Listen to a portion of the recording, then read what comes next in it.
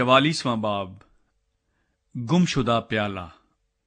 پھر اس نے اپنے گھر کے منتظم کو یہ حکم کیا کہ ان آدمیوں کے بوروں میں جتنا اناج وہ لے جا سکیں بھر دے، اور ہر شخص کی نقدی اسی کے بورے کے منہ میں رکھ دے، اور میرا چاندی کا پیالہ سب سے چھوٹے کے بورے کے منہ میں اس کی نقدی کے ساتھ رکھنا۔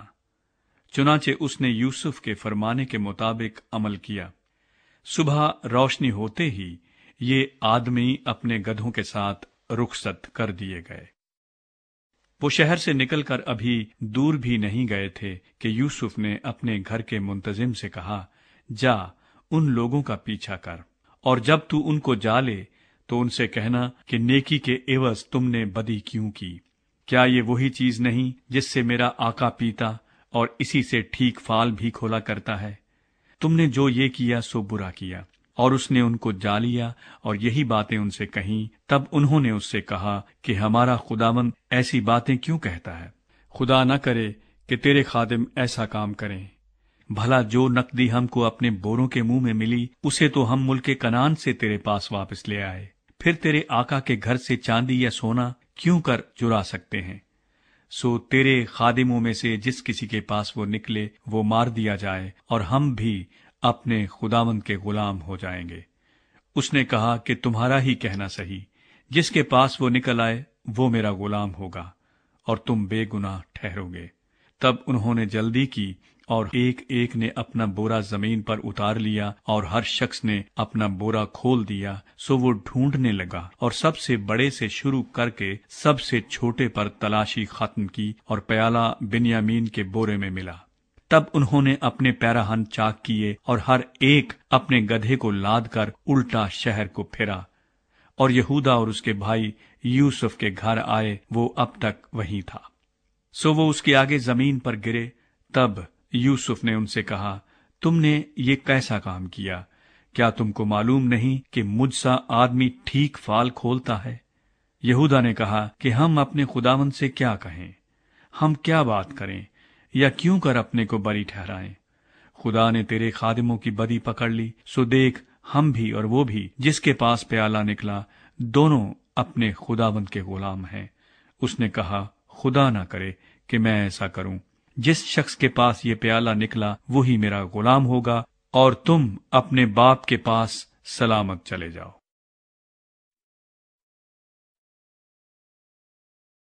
یہودا بنیامین کے لیے التجا کرتا ہے۔ تب یہودا اس کے نزدیک جا کر کہنے لگا، اے میرے خداوند، ذرا اپنے خادم کو اجازت دے کہ اپنے خداوند کے کان میں ایک بات کہے، اور تیرا غضب تیرے خادم پر نہ بھڑکے، کیونکہ تو فرعون کی مانند ہے۔ میرے خداوند نے اپنے خادموں سے سوال کیا تھا کہ تمہارا باپ یا تمہارا بھائی ہے؟ اور ہم نے اپنے خداوند سے کہا تھا کہ ہمارا ایک بوڑھا باپ ہے، اور اس کے بڑھاپے کا ایک چھوٹا لڑکا بھی ہے، اور اس کا بھائی مر گیا ہے، اور وہ اپنی ماں کا ایک ہی رہ گیا ہے، سو اس کا باپ اس پر جان دیتا ہے۔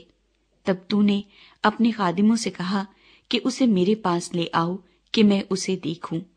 ہم نے اپنے خداوند کو بتایا کہ وہ لڑکا اپنے باپ کو چھوڑ نہیں سکتا، کیونکہ اگر وہ اپنے باپ کو چھوڑے تو اس کا باپ مر جائے گا۔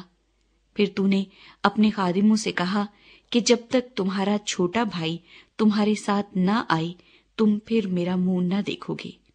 اور یوں ہوا کہ جب ہم اپنے باپ کے پاس جو تیرا خادم ہے پہنچے تو ہم نے اپنے خداوند کی باتیں اس سے کہیں۔ ہمارے باپ نے کہا، پھر جا کر ہمارے لیے کچھ اناج مول لاؤ۔ ہم نے کہا، ہم نہیں جا سکتے۔ اگر ہمارا سب سے چھوٹا بھائی ہمارے ساتھ ہو تو ہم جائیں گے، کیونکہ جب تک ہمارا سب سے چھوٹا بھائی ہمارے ساتھ نہ ہو ہم اس شخص کا منہ نہ دیکھیں گے۔ اور تیرے خادم میرے باپ نے ہم سے کہا، تم جانتے ہو کہ میری بیوی کے مجھ سے 2 بیٹے ہوئے، ایک تو مجھے چھوڑ ہی گیا، اور میں نے خیال کیا کہ وہ ضرور پھاڑ ڈالا گیا ہوگا، اور میں نے اسے اس وقت سے پھر نہیں دیکھا۔ اب اگر تم اس کو بھی میرے پاس سے لے جاؤ اور اس پر کوئی آفت آ پڑے تو تم میرے سفید بالوں کو غم کے ساتھ قبر میں اتارو گے۔ سو اب اگر میں تیرے خادم اپنے باپ کے پاس جاؤں اور یہ لڑکا ہمارے ساتھ نہ ہو، تو چونکہ اس کی جان اس لڑکے کی جان کے ساتھ وابستہ ہے، وہ یہ دیکھ کر کہ لڑکا نہیں آیا مر جائے گا، اور تیرے خادم اپنے باپ کے جو تیرا خادم ہے سفید بالوں کو غم کے ساتھ قبر میں اتاریں گے، اور تیرا خادم اپنے باپ کے سامنے اس لڑکے کا ضامن بھی ہو چکا ہے، اور یہ کہا ہے کہ اگر میں اسے تیرے پاس واپس نہ پہنچا دوں تو میں ہمیشہ کے لیے اپنے باپ کا گناہگار ٹھہروں گا۔ اس لیے اب تیرے خادم کو اجازت ہو کہ وہ اس لڑکے کے بدلے اپنے خداوند کا غلام ہو کر رہ جائے، اور یہ لڑکا اپنے بھائیوں کے ساتھ چلا جائے، کیونکہ لڑکے کے بغیر میں کیا منہ لے کر اپنے باپ کے پاس جاؤں؟ کہیں ایسا نہ ہو کہ مجھے وہ مصیبت دیکھنی پڑے جو ایسے حال میں میرے باپ پر آئے گی۔